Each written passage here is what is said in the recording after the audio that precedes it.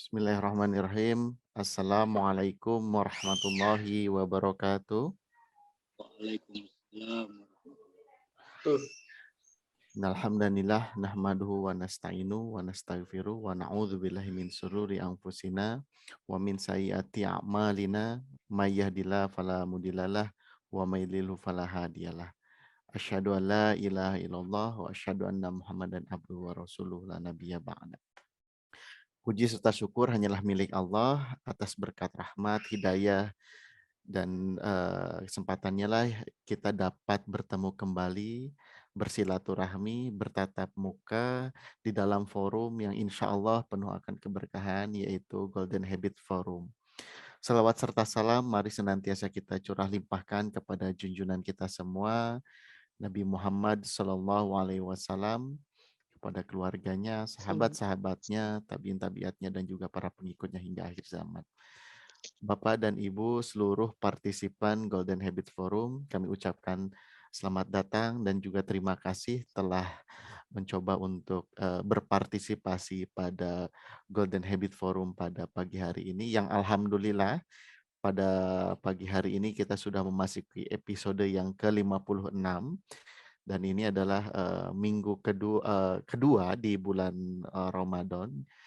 Topik yang akan dibawakan oleh Ustadz Agus pada pagi hari ini adalah berkenaan dengan melejitkan nilai puasa Ramadan.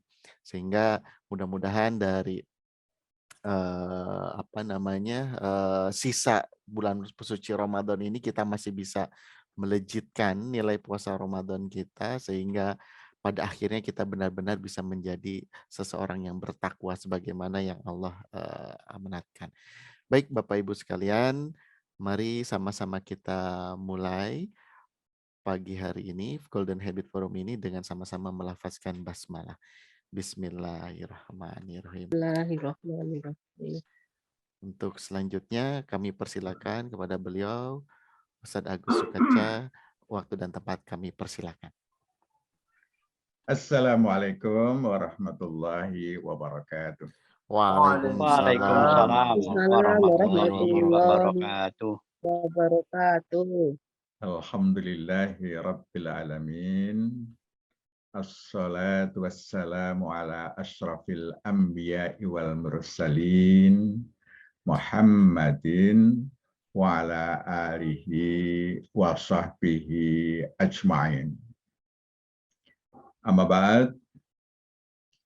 Bapak, Ibu, saudara-saudara sekalian, segenap partisipan Golden Habit Forum rahimakumullah.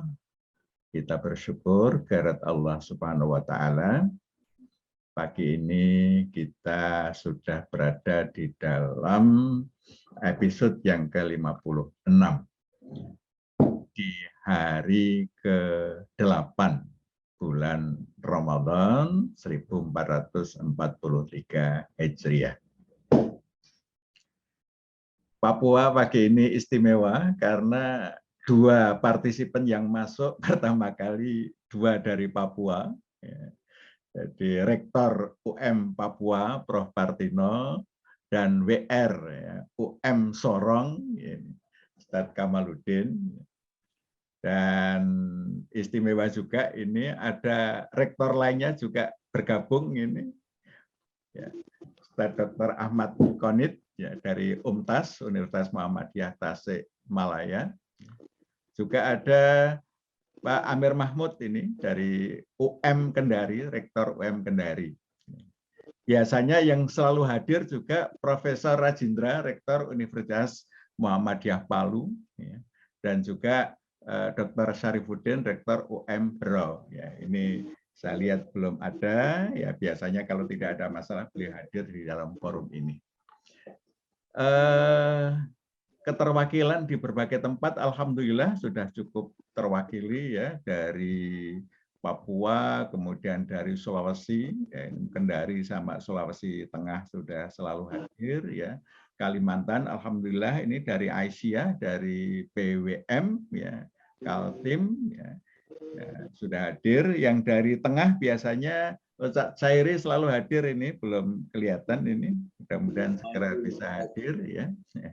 Kemudian dari Jawa mulai timur ini Bu Masriah selalu hadir ya. Assalamualaikum. Waalaikumsalam warahmatullahi wabarakatuh. Ini Ustadz. Bagaimana kabar Dr. Agus? Alhamdulillah. Nah ini nggak kelihatan ini Ustadz siapa ini? Pak Mustain, Pak. Oh, Masya Allah. Ustadz Mustain itu Ketua PWM NTT. Nusa Tenggara Timur ya, alhamdulillah ya. Assalamualaikum Ustaz. Waalaikumsalam warahmatullahi wabarakatuh. Ya. Jakarta Ustaz. Alhamdulillah Ustaz Hanif ya. Dari Lampung ini ada Dr. Wirman ini Ketua MPKO ya, dan yang lain-lain ya. Saya kira saya tidak bisa menyebut satu persatu ya, termasuk dari Malaysia tadi ada Ustadzah Jamila yang sudah hadir ya. Alhamdulillah ya. Biasanya juga hadir Profesor Dato Arif Osman ini dari Malaysia. Ini apa namanya? Saya belum lihat ini. Biasanya beliau hadir di pertengahan itu sudah hadir. Baik, Bapak Ibu sekalian, kita bersyukur ya diberikan kesempatan untuk berada di bulan Ramadan hingga hari ke-8 dan kita berharap nanti hingga akhir Ramadan kita bisa melewatinya dengan amalan-amalan terbaik yang bisa kita lakukan. Melejitkan nilai Ramadan. Ya, Ramadan itu kita sudah membahas pada episode sebelumnya ya, tentang apa saja yang menghambat Ramadan itu menjadi tidak bernilai. Ya. Nah, kita sudah bahas dan sekarang kita membahas bagaimana nilainya kemudian melejit.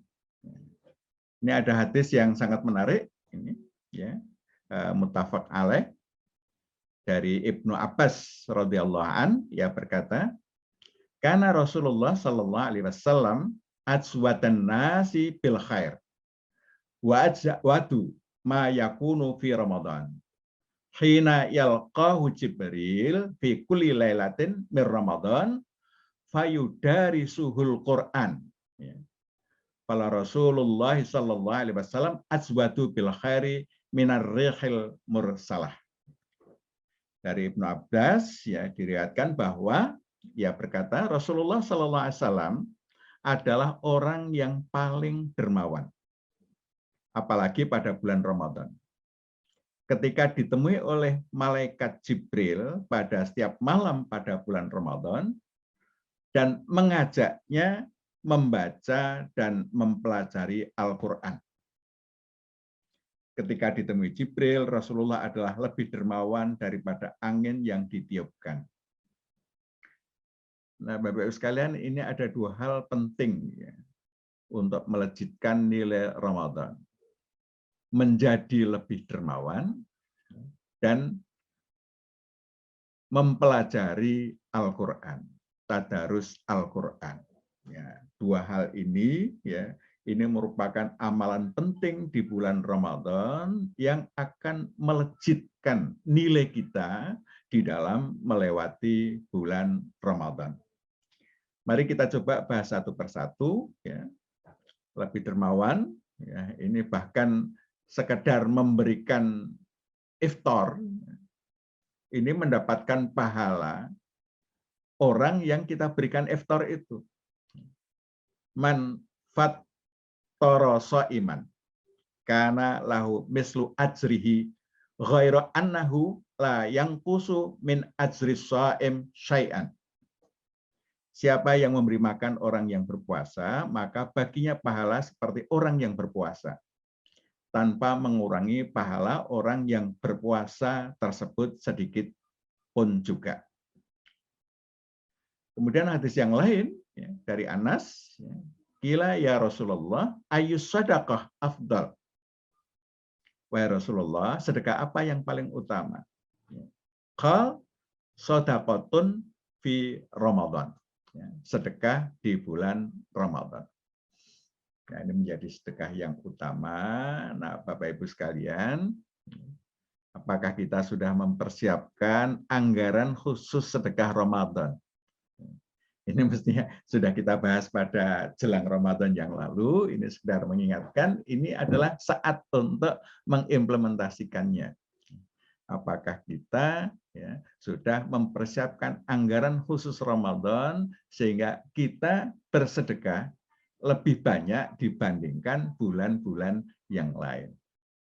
Ini mendapatkan apresiasi yang istimewa karena bersedekah di bulan Ramadan ya, itu memang istimewa. Dan ini sekaligus untuk apa? Untuk membangun karakter dermawan. Sebab karakter dermawan itu perlu dilatihkan sehingga kita tidak awel kalau bahasa Jawa itu ya. Kita tidak susah untuk mengeluarkan untuk keperluan orang lain, untuk bersedekah, ya, untuk berderma. Itu menjadi ringan. Kalau perlu kita sudah anggarkan ya, dari berapa persen penghasilan kita itu ada bahagian untuk yang lain. Untuk zakat, infak, sedekah. Nah, ini kalau kita sudah lakukan penetapan porsi ya, untuk zakat, infak, sedekah, ya saya kira ini sudah sudah on the right track ya, dan kita membangun kebiasaan. Nah, sekarang berani berapa kita untuk mengalokasikan anggaran untuk ZIS. Yang penghasilannya masih pas-pasan, saya kira 2,5% oke lah, cukup. Untuk memenuhi kebutuhan primernya masih pas-pasan, 2,5% untuk zakat, infak, sedekah. Ya. Itu mungkin cukup ya. Tetapi kalau yang sudah mempunyai penghasilan lebih, opsinya mesti lebih dari 2,5%. Berapa opsi idealnya? Ya mudah-mudahan bisa humus. 20% itu kita anggarkan untuk kepentingan zakat, infak, sedekah. Nah, kalau zakatnya kan ada normanya ya, tapi infak sedekahnya kita bisa tetapkan berapa porsi zakat, infak, sedekah kita dari penghasilan bulanan kita. Ini yang sudah cukup mampu ya tentu harus berani untuk mengambil porsi yang lebih besar. Ya, syukur bisa 20%, saya kira ini sudah cukup ideal. Humus ya 20%. Dulu ketika Pak Amin Rais menggagas tentang zakat profesi, ya, profesi-profesi yang mudah didapat, ya, itu perlu porsi yang lebih besar. Ya. Nah ini. Bagaimana kita bisa menjadi lebih dermawan dan itu menjadi bagian dari karakter kita. Orang yang dermawan adalah orang yang sudah tidak takut untuk kehilangan. Jadi dia memberikan sesuatu dan ini akan bisa memberikan dampak yang besar bagi orang lain. Nah, Bapak Ibu sekalian, ya ini pada sesi sebelumnya saya pernah bahas ini ada buku yang menarik. The Power of Giving, ya, yang ditulis oleh Azim Jamal dan Harvey McKinnon. Ya. Itu di situ diungkapkan tentang betapa istimewanya suka memberi. Di antara yang dikemukakan di situ, dan ini berbasis pada penelitian, ya, you get more than you give. Anda akan mendapatkan lebih banyak daripada yang Anda berikan. Nah, apalagi kalau di dalam rumus Islam, ya rumus Allah, ya, itu setiap amalan anak Adam, ya, itu akan dilipat gandakan. Termasuk di dalam memberi itu, ya, yang yungfiku, nah ambalahum fisabilillah, ya, itu akan dilipat gandakan, ya, sampai 700 kali. Ini sudah rumus yang. Yang kedua, rasa aman meningkat. Sehingga hidupnya penuh makna. Karena orang yang suka memberi itu tidak takut kehilangan, karena tidak takut kehilangan, maka dia akan memiliki rasa aman. Memberi itu akan meningkatkan sekresi endorfin, ya, sehingga hidupnya akan lebih bahagia. Terkait dengan imunitas juga meningkat. Jadi mekanisme sehatnya kita itu tidak hanya berdasarkan mekanisme yang saya jelaskan sebelumnya, puasa menyehatkan ya lewat proses detoksifikasi, tetapi juga dengan memperbanyak zakat, infak, sedekah ini juga akan meningkatkan imunitas ya, lewat mekanisme yang lain. Ya. Kolesterol juga akan lebih terjaga. Ya. Nah, stres apalagi juga akan lebih terjaga. Silaturahimnya kemudian menjadi lebih baik sehingga rezekinya meluas. Ini yang pertama, bagaimana kita bisa menjadikan sedekah ini sebagai sesuatu yang menjadi amalan mudawamah kita, amalan harian kita. Ini yang pertama, Bapak Ibu sekalian. Yang kedua adalah tentang belajar atau tadarus Al-Qur'an. Nah, bagaimana kita bertadarus ya? Apakah kita hanya sekedar membaca? Menurut saya ya, tadarus Al-Qur'an itu perlu beberapa langkah yang harus kita lakukan. Yang pertama, kita melafalkan dengan benar. Jadi kita membaca ayat-ayat Al-Qur'an dengan benar. Nah, ini kenyataan yang terjadi di amal usaha kita ya. Itu masih banyak di kalangan pengelola, ya dosen, guru, ya yang bacaan Al-Qur'annya belum lancar. Oleh karena itu Ramadan ini marilah kita upayakan tadarus kita itu dapat melafalkan dengan benar. Nah, saya mencoba untuk memberikan bersama Darul Quran Qurrata Ayun ya. Ini memberikan contoh bagaimana kita bisa melafalkan dengan benar. Ya. Ini ada program yang bisa diikuti ya di YouTube ya. Bagaimana kita melafalkan Al-Qur'an ya. Ini insya Allah kita ada 10 kelompok ayat-ayat Al-Qur'an. Yang ini kita jadikan materi untuk mari belajar bahasa Arab Al-Qur'an. Nah, ini kita bimbing, kita tuntunkan bagaimana cara membacanya dengan baik. Kemudian juga memahami tajwid praktisnya. Jadi mengenal hukum-hukum tajwid sehingga kita melafalkan itu sesuai dengan kaidah tajwid. Insya Allah ini kita juga akan rencanakan ya tajwid praktis. Ini sudah ada 3 edisi yang kita terbitkan ya ini dalam YouTube. Ini bisa menjadi bahan kita untuk memperbaiki bacaan Al-Qur'an kita. Kenapa ini harus kita baca begini dan lain sebagainya itu ada penjelasannya. Ini bisa diakses ya. Mas Evan nanti ini bisa di-share ya sehingga bisa diakses oleh siapa saja. Sehingga untuk tadarus pertama kita harus berusaha untuk melafalkan ayat-ayat Al-Qur'an itu dengan benar.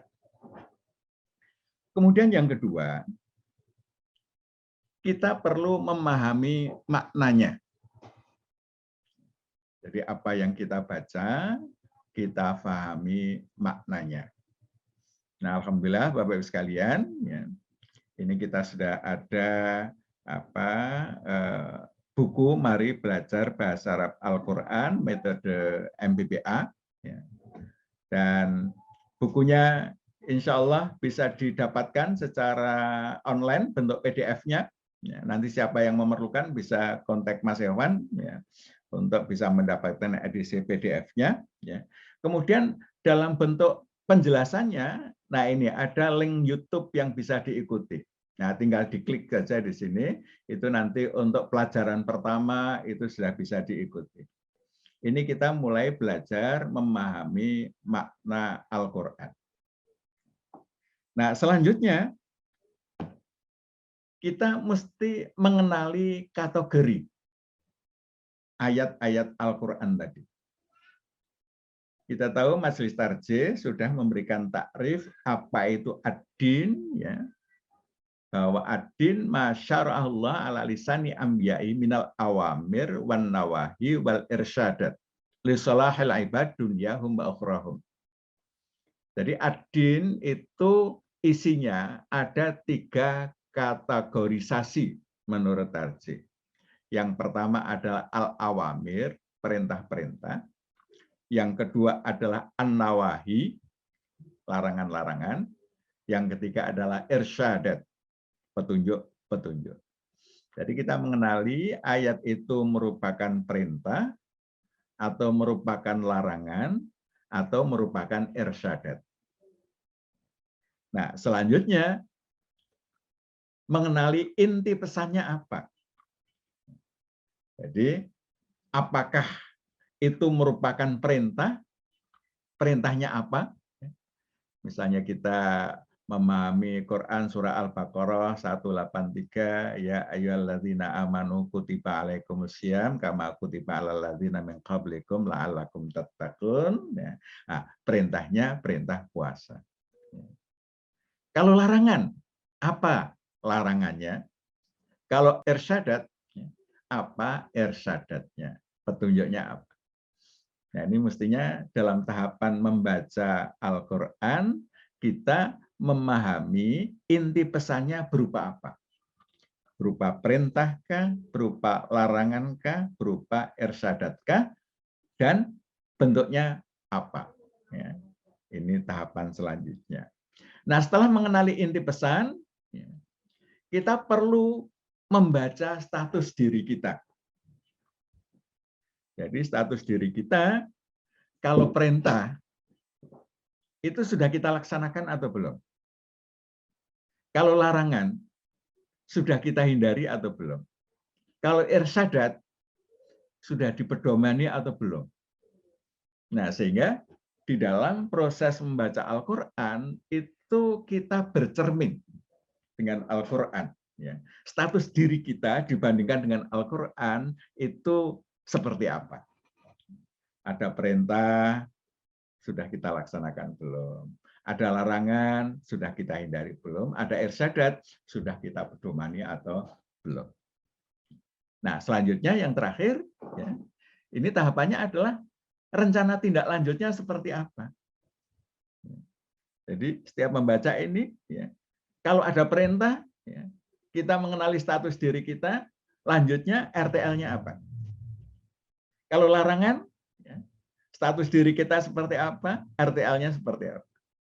Kalau berupa irsyadat, status diri kita seperti apa, RTL-nya seperti apa?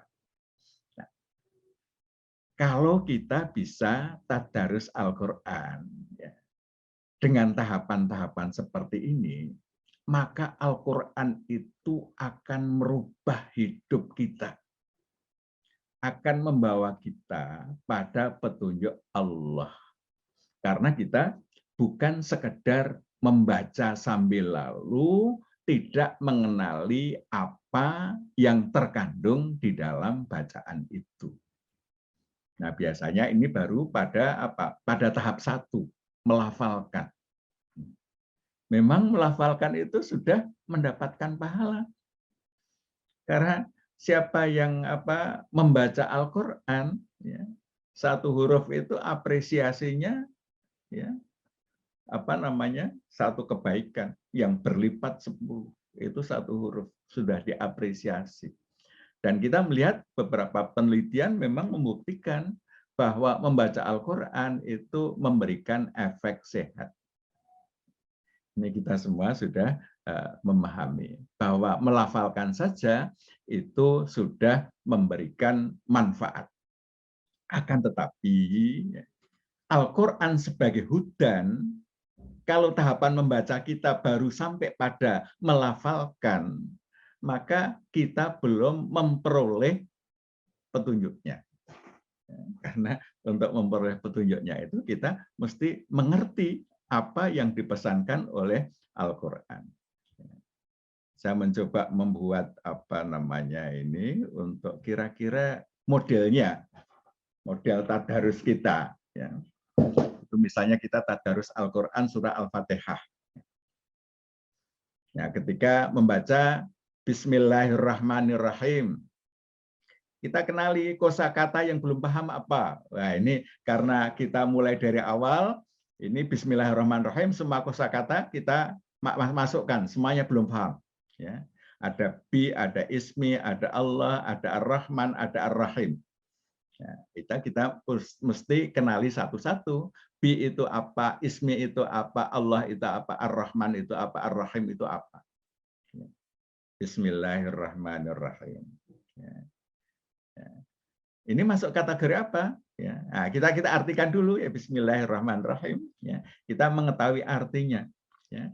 Dengan asma Allah yang Maha Rahman, Maha Rahim. Kategorinya termasuk petunjuk. Ya. Inti pesannya, segala sesuatu harus dengan nama Allah. Ya. Dengan Bismillah Ar-Rahman-Ar-Rahim. Ya. Ini inti pesannya. Status diri kita bagaimana? Ya. Oh, kita sudah mengamalkan. Ya. Dalam bentuk apa? Mengawali amalan dengan Bismillah. Ya. Motivasi perbuatan, Bismillah. Ya. Jadi kita melakukan perbuatan itu motivasinya karena Allah. RTL-nya apa? Memastikan semua aktivitas kita adalah lillah. Ya, ini ke depan kita harus memastikan aktivitas kita adalah lillah. Kemudian di ayat berikutnya, Alhamdulillahirabbil alamin. Ya. Kata susahnya apa? Kemudian kita bisa menerjemahkan. Ya. Kemudian kategorinya termasuk petunjuk. Inti pesannya, Allah paling pantas dipuji. Kemudian status diri kita apa? Oh, sudah diamalkan, senantiasa memuji Allah, bersyukur, menjadi ucapan respon nikmat. Jadi kalau kita mendapatkan nikmat, kemudahan, ya, itu kita membaca Alhamdulillah. RTL-nya, kita mesti senantiasa memuji Allah. Ar-Rahmanir-Rahim. Kata sulitnya sudah ada karena di atas sudah ada, ya. Jadi tidak ada kata-kata sukarnya, semuanya sudah difahami. Ya. Kategorinya masuk petunjuk. Ini penjelasan sifat Allah. Ya. Status diri kita meyakini bahwa Allah itu Maha Rahman dan Maha Rahim. RTL-nya kita berusaha mencontoh sifat Allah ini menjadi juga sifat kita. Kita menjadi pengasih dan penyayang bagi sesama. Nah, selanjutnya Maliki Yaumiddin, ya, kata sukarnya apa? Kita bisa mengartikan, ya, yang menguasai hari ad-din, ya, ini menjadi petunjuk, ya, merupakan penjelasan kekuasaan Allah di hari pembalasan. Ya. Status diri kita yakin betul, ya, bahwa Allah itu Maliki Yaumiddin. RTL-nya kita menyiapkan bekal yang cukup untuk hari pembalasan. Iya karena butuh, iya karena stain. Ini kategorisasinya masuk perintah. Ya. Kita mengabdi dan minta pertolongan hanya kepada Allah. Inti pesannya. Jadi tidak boleh meminta pertolongan kepada yang lain. Ya. Mengabdi kepada yang lain. Statusnya kita sudah berkomitmen. Ya. RTL-nya kita menyelaraskan perbuatan dengan Al-Quran dan As-Sunnah. Ini proses lanjut. Ya. Kemudian ihdinas siratal mustaqim. Ya. Nah, kita cari kata-kata susahnya apa. Ya. Kemudian kita bisa menerjemahkan. Ini adalah doa. Ya. Inti pesannya kita harus memohon petunjuk jalan yang lurus kepada Allah. Ya. Status dirinya diamalkan dengan belajar Al-Quran dan hadis. Ya. RTL-nya target belajar Al-Quran hadisnya kapan selesai, atau kapan kita bisa paham. Ya, meskipun ini merupakan proses sepanjang hayat, tetapi ada tahapan-tahapannya. Misalnya tahapan untuk bisa membaca dengan benar sesuai kaidah tajwid kapan. Kemudian nanti bisa mengerti maknanya, artinya, kata demi kata kapan.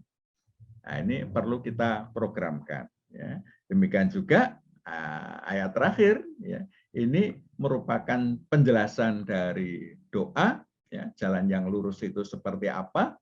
Ya, ini kita amalkan dengan belajar Quran hadis. Ya, target belajarnya, ya, Al-Quran dan Al-Hadis bagaimana. Nah, Bapak Ibu sekalian, ini kalau pola tadarus kita seperti ini, .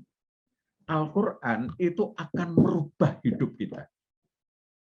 Tapi kalau tadarus kita itu sebagaimana tadarusnya banyak orang, sekedar membaca, ya, artinya apa bukan urusan, ya.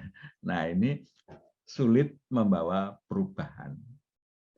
Memang kita sudah akan mendapatkan manfaat. Manfaat sehatnya itu penelitiannya kepada orang-orang non-Muslim yang tidak ngerti bahasa Arab diperdengarkan bacaan Al-Quran. Seperti yang dilakukan oleh Dr. Ahmad Qadhi. Itu orang-orang non-Muslim ya, diteliti pengaruh bacaan Al-Quran. Ya, sebelum dibacakan Al-Quran status kesehatannya seperti apa, kemudian secara teratur diperdengarkan Al-Quran dalam masa tertentu, diperiksa lagi kesehatannya, ternyata ada perubahan yang signifikan pada status kesehatannya. Itu dari mendengarkan bacaan Al-Quran, dia tidak yakin dengan isi Al-Quran karena dia non-Muslim, ya. Tetapi ternyata manfaatnya sudah ada, manfaatnya positif.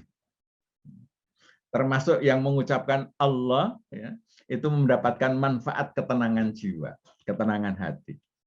Nah, ini sesuatu yang luar biasa. Tetapi Bapak Ibu sekalian, kalau kita baru sampai tahapan itu, maka fungsi Quran sebagai hudan itu belum kita raih. Fungsi Quran sebagai syifa mungkin sudah kita dapatkan. Tapi fungsi Quran sebagai hudan belum kita dapatkan. Cara mendapatkannya adalah kita mengenali, ya, artinya. Dan itu kalau semakin kita mengulang tadarus, nanti kata-kata sukarnya itu kita hapusi, kita corek-corek yang kita sudah di luar kepala. Sehingga pada akhirnya kata-kata sukarnya itu habis dan kita mengenali bahasa Arab Al-Quran. Nah, ini kalau di Ramadan ini kita mulai model tadarus kita seperti itu, Bapak Ibu sekalian. Wah, ini insya Allah akan membawa perubahan yang dahsyat bagi umat ini dan juga minimal bagi diri kita. Karena Quran akan membentuk karakter kepribadian kita. Karena kita tidak cukup melafalkan, kita tahu ini perintah atau larangan atau irsyadat, kita tahu inti pesannya, kita tahu status diri kita terhadap ayat tadi di mana, dan kita membuat rencana tindak lanjut terhadap ayat-ayat itu. Ini seharusnya ya kita bertadarus itu mestinya sikapnya seperti itu, sehingga Quran itu nanti betul-betul akan membawa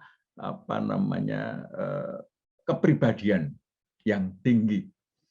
Idealnya seperti Rasulullah, ya, karena khuluquhu Al-Quran. Akhlak Rasulullah itu adalah Al-Quran. Karena Al-Quran menyatu di dalam pribadi Rasulullah Sallallahu Alaihi Wasallam. Kita pun mestinya mengikuti dan kita menyatukan, ya, dalam istilah saya, kita mesti menginstall Al-Quran di dalam qalbu kita, di dalam pikiran kita, di dalam akal kita, sehingga itu menjadi pertimbangan terpenting kita di dalam bertindak, di dalam berpikir, ya. Sehingga pikiran kita, tindakan kita adalah sesuai dengan yang dikehendaki Allah Subhanahu wa Ta'ala. Demikian Bapak Ibu sekalian, ya, di forum ini ada Bapak Ibu yang sangat ahli di bidang ini, ya, ada Dr. Ahmad Qanit, ya, nanti mohon untuk bisa menanggapi dan mungkin memberikan perspektif yang lain, ya, sehingga kita lebih dekat dengan Al-Quran. Hadanallahu hayyukum ajma'in, nasrun minallah fathun qarib. Assalamualaikum warahmatullahi wabarakatuh. Waalaikumsalam warahmatullahi wabarakatuh. Terima kasih banyak. Ustaz Agus Sukaja telah memberikan pemaparan, insight yang luar biasa pada kita semua di pagi hari ini. Tadi beliau telah menjelaskan bagaimana kemudian Al-Quran melalui program tadarusnya itu tadi bisa kemudian sedikit demi sedikit bisa terinstall di dalam hati kita, dan bisa diimplementasikan dalam kehidupan sehari-hari. Sehingga luar biasa, itu tadi baru Al-Fatihah saja berarti sudah banyak sekali. Kebayang kalau kita sudah 1 juz saja misalnya untuk tadarus seperti itu, insya Allah seperti yang kita inginkan semua tadi bisa terinstall. Baik Bapak Ibu sekalian, kami persilakan untuk saat ini kita memberikan sesi feedback ataupun tanya jawab, diskusi, atau mungkin tadi Ustadz Konit mungkin akan memberikan respon. Kami persilakan, monggo. Ya, masih mute. Ini dari Bu Masriah terlebih dahulu juga mungkin sudah raise hand. Monggo kami persilakan Bu Masriah sambil menunggu Ustadz Konit mungkin. Assalamualaikum warahmatullahi wabarakatuh. Waalaikumsalam warahmatullahi wabarakatuh. Saya kok tertarik sekali dengan itu tadi buku tadi Ustadz. Kalau memang sudah tersedia, kami kok kepingin memiliki bagaimana caranya untuk pesan. Jadi lebih memahami gitu. Itu yang pertama. Terus yang kedua, Dok. Saya pertama kali datang di Cilegon kan kok di dekat, biasanya masjid yang agak jauh dikit, yang di dekat ini kok ada masjid yang baru, sehingga saya nyoba, ayo nak di situ, kan anak saya kan belum pernah di yang baru itu. Terus sholatnya itu super cepat, sholat tarawihnya, sehingga bolehkah saya di rumah? Saya karena nggak mantap, kok sholat itu yang dibaca hanya Al-Fatihah dengan surat Al-Ikhlas. Jadi sujud nggak sempat baca doa sujud, rukuk tidak sempat baca doa rukuk, sudah saking cepatnya, sehingga saya di rumah itu sholat lagi tahajud atau witir, terawih dan witir, sholat lagi sendiri di rumah pada saat waktu tahajud itu. Bagaimana itu hukumnya, Ustadz? Saya boleh apa enggak? Soalnya enggak mantap. Masuk sholat tarawih yang dibaca cuma Al-Fatihah sama surat Al-Ikhlas. Cuma sempat baca itu tok sesuai imam yang baca. Jadi di waktunya itu enggak ada. Saya juga enggak marem gitu. Terima kasih. Assalamualaikum. Ya, terima kasih Bu Mas. Ini Ustadz Konit sudah bisa unmute. Monggo Ustadz Konit terlebih dahulu. Terima kasih Pak Dr. Agus, Pak Ikhwan Muslimin. Saya sangat tercerahkan dengan apa yang disampaikan oleh Pak Dr. Agus. Inilah bedanya orang yang membaca Al-Quran dengan latar belakang ilmu empirik ya. Jadi struktur berpikirnya itu pasti berpengaruh dalam membaca. Sehingga saya kira penting itu ya, luar biasa ini. Berbeda dengan saya, kalau membaca itu strukturnya itu beda. Kalau saya itu bahasa Arab, jadi ya lebih pada bayani ya. Kalau Pak Dr. Agus itu sudah burhani ini, sudah meningkat, nanti maju ke irfani ya.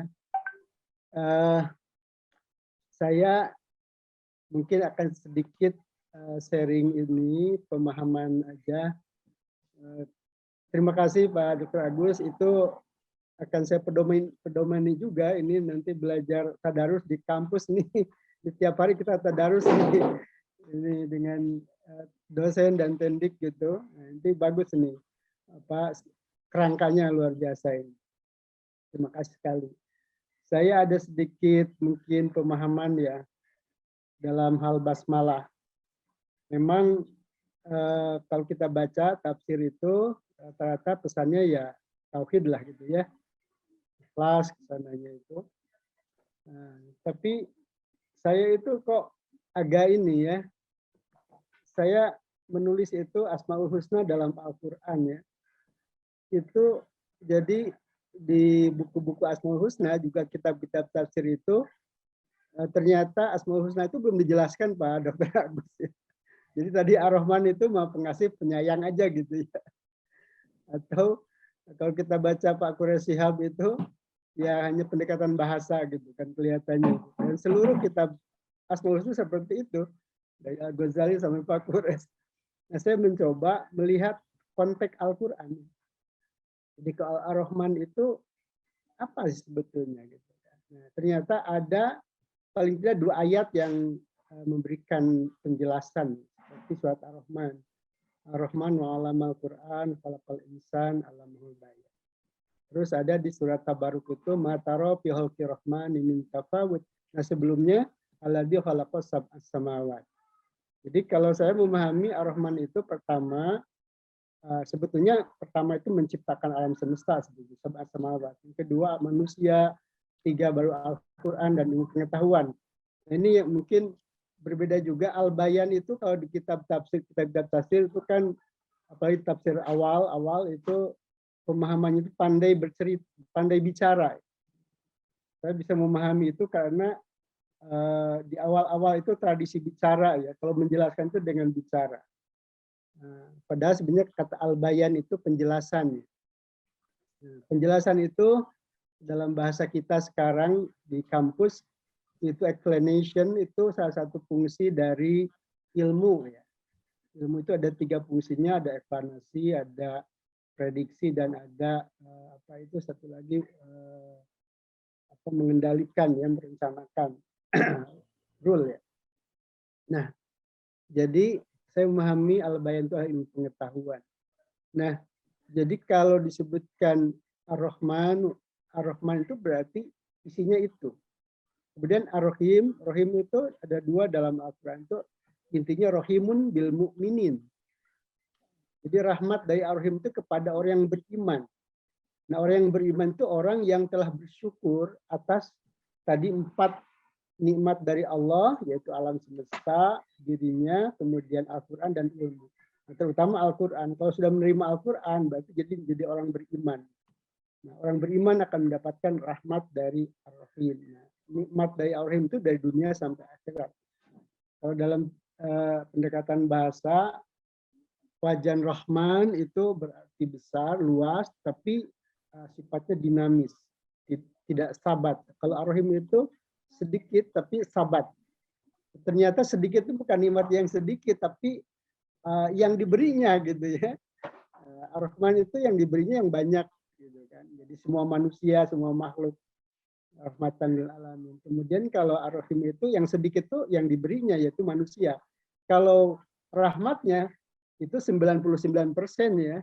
Kalau menurut versi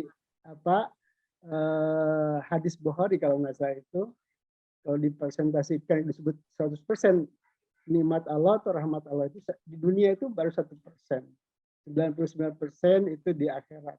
Nah, yang nikmat dari Ar-Rahim itu sesungguhnya mulai dari dunia sampai akhirat yang Allah janjikan kepada orang yang beriman.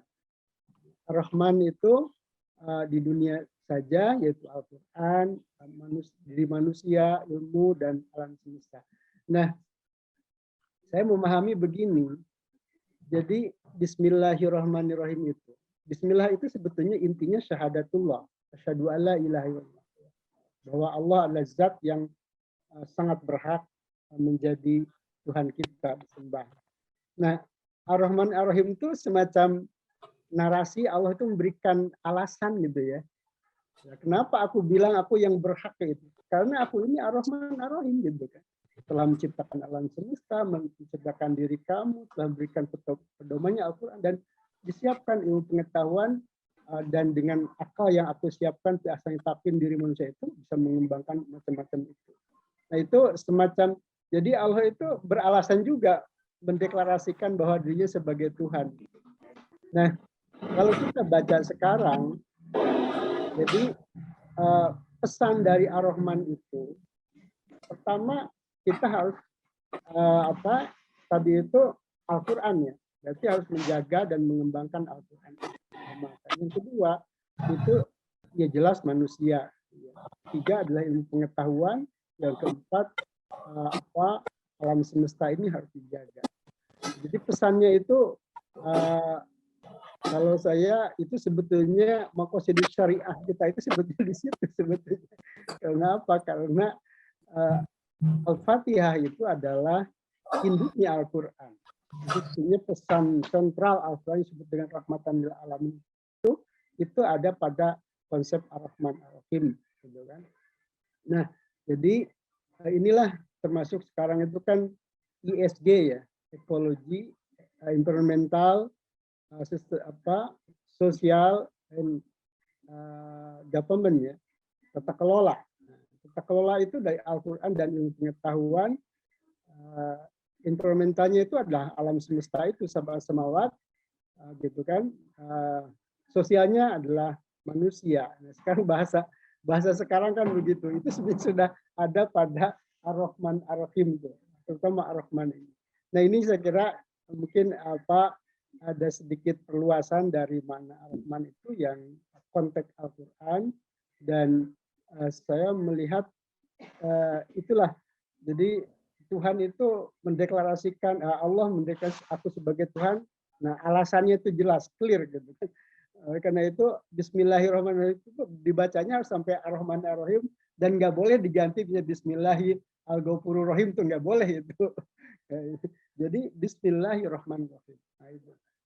Nah, itu mungkin salah satu dari pemaknaan Ar-Rahman yang mungkin boleh didiskusikan, mungkin itulah versi saya yang bayani gitu ya.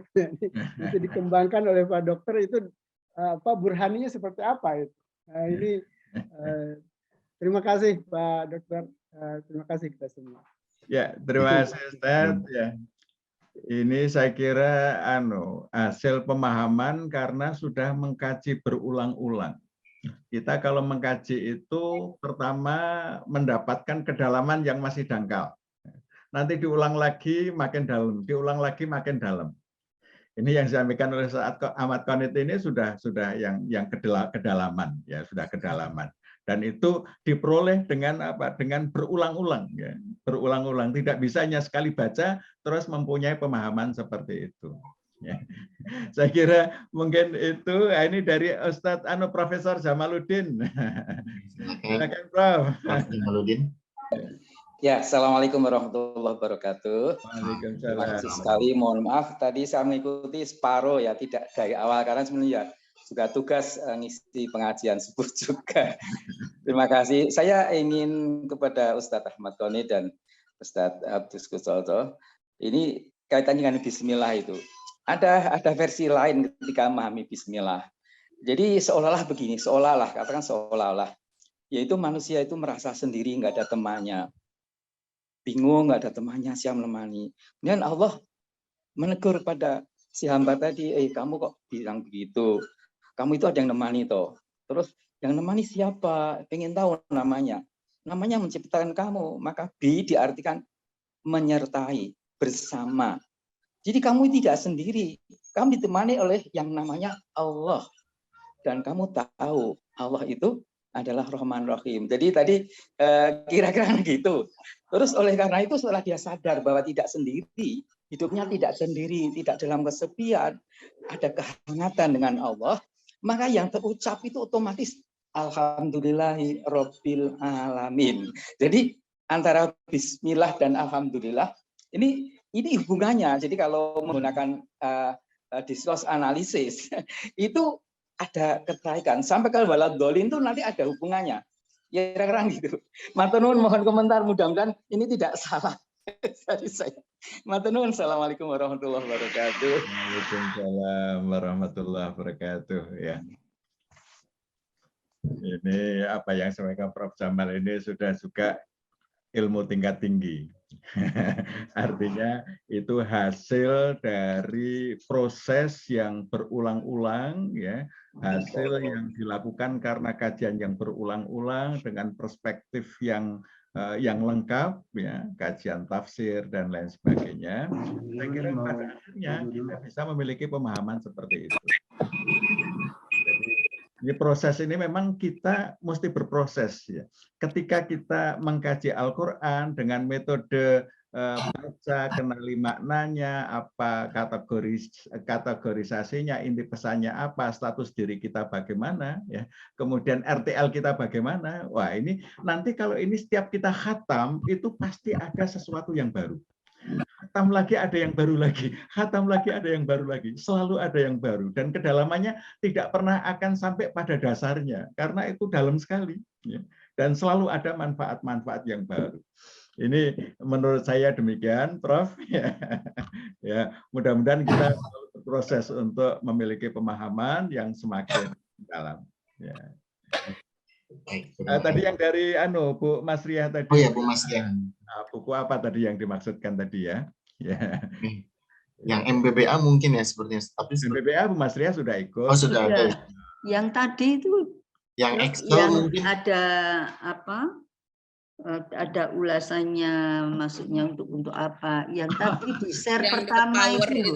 Bukunya belum disusun itu Bu, itu baru kerangka berpikir ya. Ketika kita bertadarus itu mestinya kerangka berpikirnya seperti itu ya. Nah, kalau nanti dirasa diperlukan disusun buku semacam itu mungkin bisa diusahakan untuk bisa disusun. Iya, itu perlu. Saya kok senang sekali untuk saya sendiri dan ditularkan, ditinggalkan anak cucu. Iya. Terima kasih.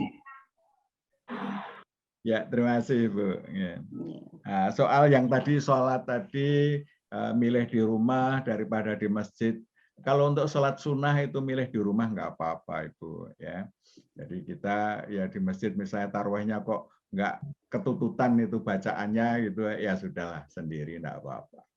Itu hanya 1 hari kok Dok. Saya kan belum tahu ingin nyoba yang dekat. Setelah tahu gitu, saya sholat lagi di rumah. Terus selanjutnya di masjid yang besar ini. Enak sekali tuh makninah saya. Mantap sudah. Ya, terima kasih Bu. Iya, terima kasih Bu Mas. Baik Bapak Ibu sekalian, kami masih persilakan jika ada yang ingin memberikan feedback kembali, tanggapan.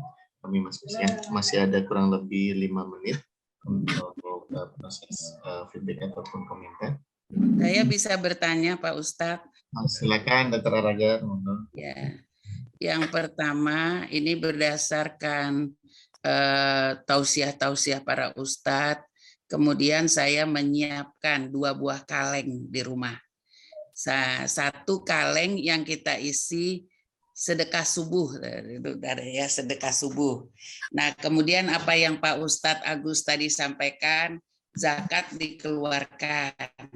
Nah, biasanya kalau zakat dikeluarkan, kita bisa langsung berikan pada orang yang akan menerima, atau kita taruh dulu di kaleng. Nah, setiap subuh, alhamdulillah ya hampir setiap subuh ditaruh berapa gitu untuk mengisi kaleng. Nah, bisakah yang ini Pak Ustadz digunakan misalnya begini pada bulan Ramadan, kita memberikan makanan kecil untuk ke masjid, kita ambil uang dari kaleng ini. Lalu kita belanjakan, kita buat makanan, kita antar ke masjid. Nah, kemudian ada orang yang perlu kita beli lagi dari uang ini. Apakah boleh begitu Pak Ustadz? Ini kan memang infak, sedekah subuh, dan lain-lain ditaruh di sana, zakat. Nah, lalu kita ambil secara demikian, bagaimana Pak Ustadz? Bisakah begitu? Kalau akadnya untuk infak sedekah tidak ada masalah Bu. Kalau akadnya untuk zakat itu harus ada hitung-hitungannya. Ya, zakat itu ada hitung-hitungannya dan ada asnaf yang boleh untuk pembayaran itu. Tetapi untuk amannya itu sudah serahkan kepada lembaga amil zakat saja, las ya, kita punya lazismu ya. Sudah serahkan untuk zakat, serahkan, kemudian untuk infak serahkan. Nah, kita yang untuk langsung kemasyarakatan itu kita bisa mengambil juga porsi untuk kemasyarakatan kita. Ya, misalnya untuk memberikan takjil dan lain sebagainya, itu masuk yang kategori sedekah itu juga bisa Ibu. Ya. Jadi kalau kita misalnya mau mengisi celengan di masjid, kita bawa aja uang yang dari kaleng tadi, itu boleh itu Pak Ustadz? Boleh, nggak apa-apa Ibu. Ya, itu kan kaleng itu kan fungsinya untuk mengumpulkan aja tuh Bu, supaya ini bagian untuk infak, untuk sedekah, supaya tidak digunakan yang lain. Manfaatnya sesuai niat, ya niatnya untuk infak sedekah, meskipun itu diberikan ke masjid tidak ada masalah. Ya. Baik, terima kasih Pak Ustadz. Terima kasih Dr. Eragan. masih punya 3 menit, kami persilakan Bapak Ibu. Ustadz Mustain itu silakan, Ustadz Mustain, Ketua BWM NTT. Masih mute. Ya. Alhamdulillah, Dr. Agus, yang terhormat dan seluruh peserta Zoom di pagi hari ini, saya memang sangat senang diajak kajian-kajian tafsir Al-Quran. Tapi dalam menjelaskan baca basmalah tadi, saya memang sangat menekankan pada diri saya sendiri terkait dengan pesan Rasulullah, kullu dibalin la yabda'u bi bismillah fa wa aqtau bil barakah. Jadi setiap memulai sesuatu pekerjaan yang baik, bila tidak diawali dengan baca basmalah maka akan terputus ya berkahnya. Maka untuk itu dalam memahami ini barangkali ini salah satu pesannya Rasulullah, betapa kita ini memang sangat membutuhkan dengan nama Allah Subhanahu wa taala. Saya kira Dr. Agus ini sangat bijak. Selalu kita diingatkan dengan hal-hal yang penting. Saya kira gitu aja, Dok. Saya minta bertanya, Dok. Saya tadi ketinggalan selagi saya agak konsen. Saya sambil nulis juga tadi. Ada singkatan RTL itu apa, Dok? Rencana tindak lanjut, Ustaz. Oh gitu, terima kasih, Dok. Terima kasih. Assalamualaikum warahmatullahi wabarakatuh. Kita pesannya seperti itu, status diri kita seperti ini ya. Nah, rencana tindak lanjut untuk memfollow up ayat itu bagaimana? Oke, terima kasih, Dok. Baik, terima kasih Ustaz Mustain. Baik Bapak Ibu sekalian, ini sudah tinggal 1 menit mungkin Ustaz Agus. Langsung closing statement saja mungkin dari Ustaz. Monggo Ustaz. Baik, terima kasih. Jadi Bapak Ibu sekalian, Quran itu adalah sesuatu yang sangat istimewa. Oleh karena itu marilah ya kita perlakukan juga Quran secara istimewa dengan melakukan tadarus yang seharusnya kita lakukan berulang-ulang tetapi tidak sekedar melafalkan. Saya kira ini mayoritas umat itu melakukan tadarus itu sekedar melafalkan, ada yang dengan pengeras suara di masjid dan lain sebagainya, tetapi proses untuk memahami maknanya, kemudian merefleksikan status diri kita sampai di mana, kemudian rencana tindak lanjut terhadap ayat-ayat yang kita baca itu, saya kira belum banyak yang melakukan. Nah, marilah kita mulai dari diri kita, sehingga Quran ini nanti bisa menyatu dengan diri kita. Karena kajian kita sebelumnya, barang siapa yang Al-Quran menyatu dengan kulitnya, maksudnya kulit ini termasuk di dalam qalbunya, maka api neraka tidak akan mampu menyentuhnya. Artinya apa? Kulit itu DNA-nya sama dengan qalbu. Nah, kalau Al-Quran sudah menyatu dengan qalbu, maka dia akan menyatu dengan seluruh tubuh kita ini, dan itu akan menjadi pertimbangan kita di dalam melakukan apapun, berpikir apapun harus sesuai dengan Quran. Nah, oleh karena itu proses ini mesti kita lakukan, ya, sehingga tadarus kita adalah tadarus installing Quran di dalam pikiran kita, di dalam qalbu kita. Kita manfaatkan momentum Ramadan ini untuk bertadarus dengan cara yang baru, yang insya Allah itu akan mengantarkan kita kepada akhlak Al-Quran. Demikian, adanallah yakum ajmain. Asraminallah fatun karib. Assalamualaikum warahmatullahi wabarakatuh. Waalaikumsalam warahmatullahi wabarakatuh. Terima kasih banyak Ustaz Agus Sikaca telah Waalaikumsalam warahmatullahi wabarakatuh. Pagi hari ini. Semoga kita semua dapat memanfaatkan bulan suci Ramadan ini dengan bertadarus, dan terlebih jika tadi konsep tadarus yang sudah diberikan oleh Ustaz Agus bisa kita implementasikan menjadi melejitkan nilai puasa kita di bulan suci Ramadan kali ini. Baik Bapak Ibu sekalian, tak terasa waktu sudah menunjukkan pukul 7.32 di waktu Indonesia Tengah. Mari sama-sama kita akhiri Golden Habit Forum pada pagi hari ini dengan sama-sama melafazkan hamdan. Alhamdulillahirrahmanirrahim. Allah sampai depan. Wassalamualaikum warahmatullahi wabarakatuh. Waalaikumsalam warahmatullahi wabarakatuh.